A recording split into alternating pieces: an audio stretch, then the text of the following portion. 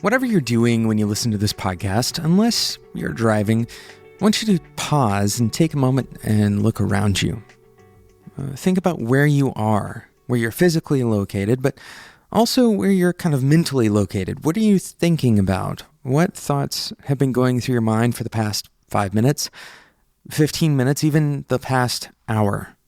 A lot of people listening to this podcast, you're doing it at some regular interval. You're listening to it maybe on your jog in the morning or on a commute. It's kind of made for those kinds of activities, or on a break.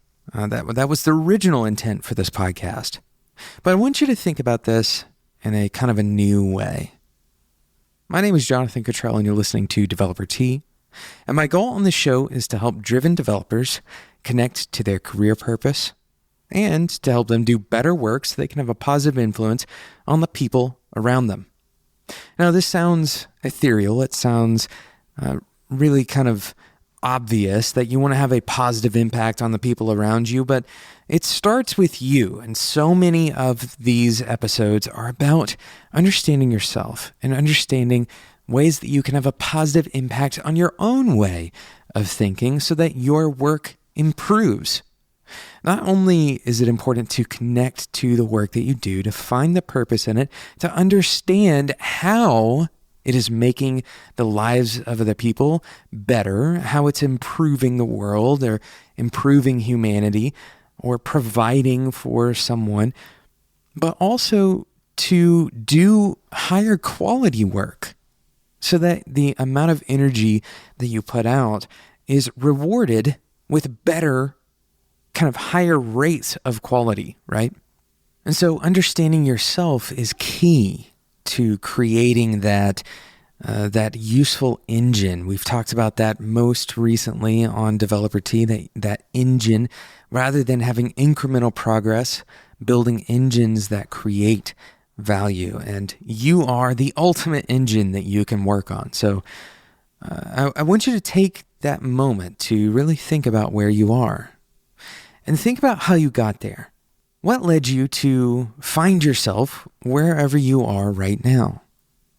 Now, most people are going to answer this with whatever the last transit opportunity that they had was. If you took the bus this morning, you would say, well, the bus led me here today, right? And today is Friday, and so very often you're not going to answer by talking about what happened on Thursday. But the reality is that everything that has happened has led you to where you are. Now, the past, this concept of viewing this past, these sequential events, really none of those sequential events that have happened, none of them are present with you now. This is a practice of mindfulness. And hopefully, if you have listened to the show, you know we talk about mindfulness and we talk about understanding and living in the moment and this illusion of past events.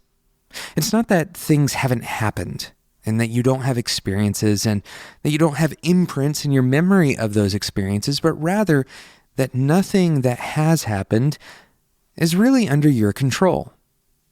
It's not really manipulable, right? Everything that has happened has led you to where you are right now.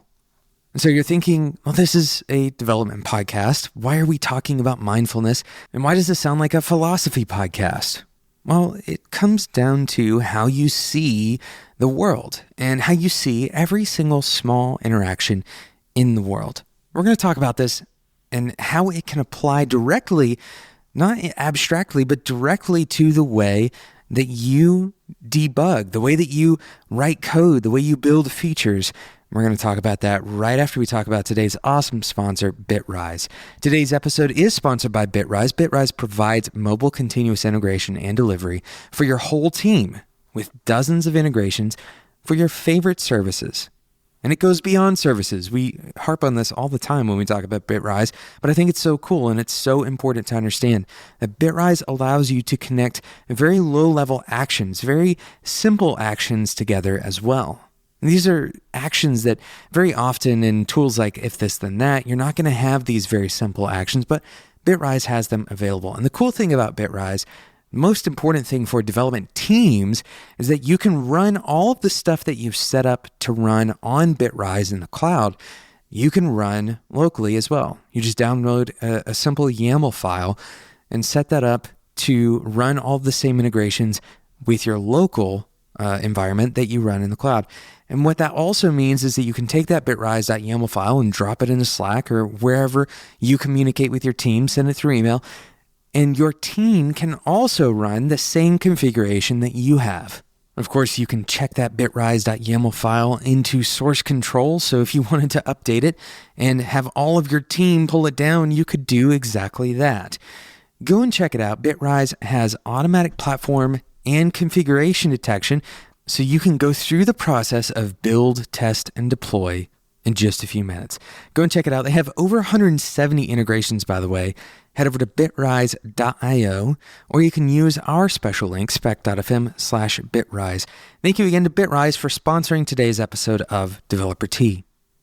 So today we're talking about this concept of mindfulness. And despite whether you choose to think about mindfulness on a regular basis or not, if you aren't really kind of interested in that meditative discussion, at the very least, you can recognize that the past is kind of out of your reach, right? You can't really do anything about whatever has happened in the past. And that's really kind of the crux of this argument. And realistically, you can't reach into the future either, right? You can't affect what will happen tomorrow today. Of course, you can do things today that will influence what will happen tomorrow, but ultimately, whatever happens tomorrow will happen as tomorrow comes. So this concept is not extremely difficult to grasp, even if you're not really particularly interested in talking about kind of the experience of it all, right? So it's important to recognize that this affects how you code. And here's how. So often when we are going through our everyday motions, we try to carry with us the kind of the weight of the day. So a simple example of this is waking up in the morning and encountering something that's frustrating. Maybe you watch the news and there's a headline that's really frustrating to you, or maybe somebody cuts you off in traffic, or somebody says an offhanded comment to you, or maybe your kids are being particularly difficult to get ready for school or something like this, right? And so it sets you up to have kind of this poor mood. And this poor mood doesn't stop whenever the event finishes. Whenever the headline is gone and you've turned off the TV, or whenever the traffic is passed and you're at work now, even if there were no particularly negative consequences after this event occurred, you tend to carry that mood forward. So our mood shifts are very slow. And this isn't just true about events that happen outside of work. It certainly is true when we are coding as well. So if you are experiencing a bug and you keep on experiencing that bug, no matter what you do to try to fix it, eventually that frustration continues to mount. And this can be kind of debilitating, right? It starts to cloud your vision a little bit, not your literal vision, but you can't really think straight because you're so frustrated by the time that you've tried 10 different ways of fixing the bug that the last thing that you want to do is try thing number 11. And this is true not only for bugs, it's true for features.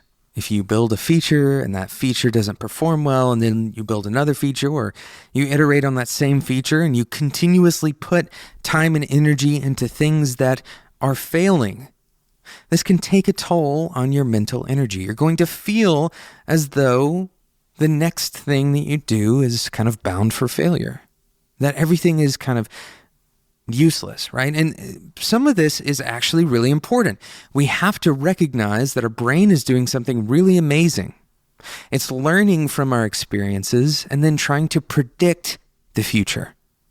So what we experience is recognizing this, kind of looking into the past and knowing that we can't do anything about it, but then also projecting what we see from the past into the future.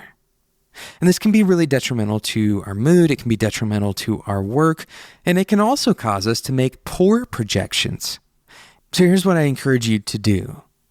Because this is kind of hardwired, you're going to do this because your brain is trying to learn, it's trying to predict what will happen next, and it's addicted to that prediction so that it can keep you safe, right? You calculate these predictions all the time about other things as well, and it's very important for you to continue calculating those things.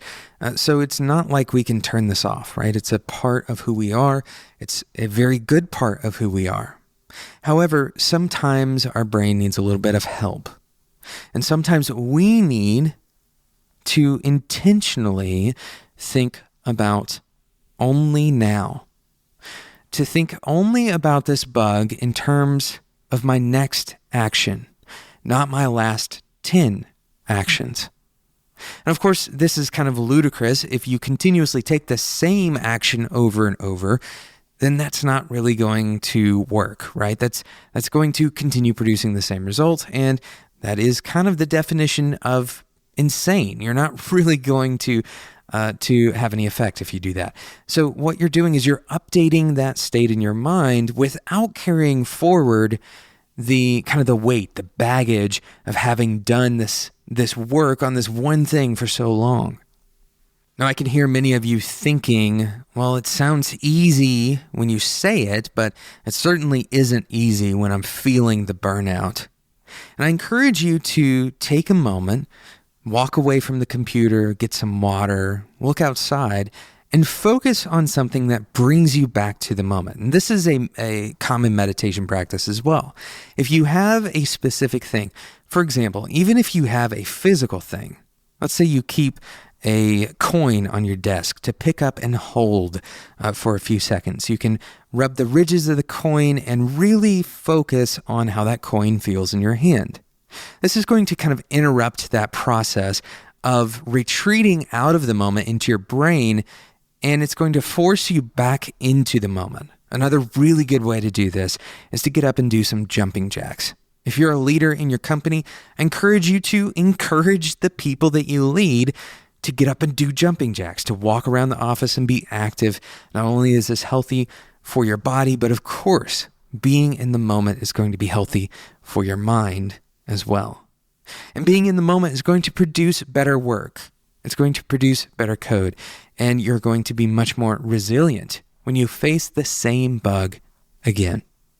Thank you so much for listening to today's episode of Developer Tea. I hope I've encouraged you, and I hope that I've challenged you. Even though this is a gentle message that is reminding you to be in the moment, it is also a challenge to you because it requires awareness. It requires the ability to recognize when you have exited the current moment to the detriment of the work that you're doing. It's important to have kind of those boundaries, those guardrails, and that way of returning to the present. Thank you so much for listening to today's episode. Thank you again to today's sponsor, BitRise. Head over to spec.fm/BitRise to get started with BitRise today. They have over 170 integrations. BitRise is mobile, continuous integration and delivery for your team. Head over to spec.fm/BitRise. Thank you again for listening to today's episode, and until next time, enjoy your tea.